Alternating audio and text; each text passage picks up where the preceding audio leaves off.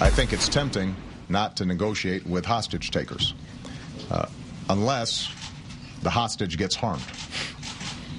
Then people will question the wisdom of that strategy. In this case, the hostage was the American people, and I was not willing to see them get harmed. And in my playbook tonight, President Obama spent the day trying to defend his decision to cave on the Republicans on tax cuts, but liberals still aren't buying it.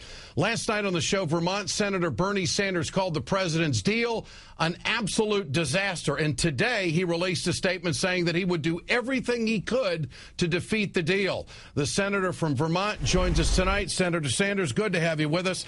The president was selling hard today, Senator, to the point where he was almost scolding the base. Did he change your mind at all?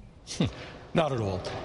Look, Ed, what we're looking at is a real moral outrage where Republicans are telling us that we have got to give huge tax breaks to millionaires and billionaires in order to get an extension of tax breaks for the middle class and unemployment compensation for 2 million unemployed workers.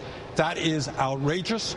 We can and must fight for an agreement that's a lot better than that. Now, you have gotten a lot of support from around the country. In fact, I understand your office has gotten a record number of phone calls after your appearance on this show last night when you said that you would do everything in your power to stop it. But let me tell you this. But you've stopped short of using the word filibuster. Will you filibuster? Well, 1 minute. We've gotten 800 calls today, 99% of them in opposition to this agreement. I am going to do everything that I can to defeat this proposal. And I'll tell you something. I think the American people agree with us that it is totally absurd that we ask our children and grandchildren to go more deeply in debt in order to provide tax breaks for people who don't need it. And furthermore, our job right now is to get a handful of Republicans. And these are the guys who tell us every day how concerned they are about the deficit and the national debt. Well, if they're concerned about the deficit and the national debt, they've got to support us, not give tax breaks to billionaires and ask our kids to pay for those tax breaks. But the president made the strong case today that he just cannot pin this burden on the middle class right now because of the economic situation we're in. You don't buy that. He's absolutely right in saying we've got to do everything that we can to extend the tax breaks for the middle class and make sure that the unemployed get the help that they need. He's absolutely right. But I think we can do it if we rally the American people. If people all over this country start writing to Republican senators. And he hasn't done that? Well, you tell me.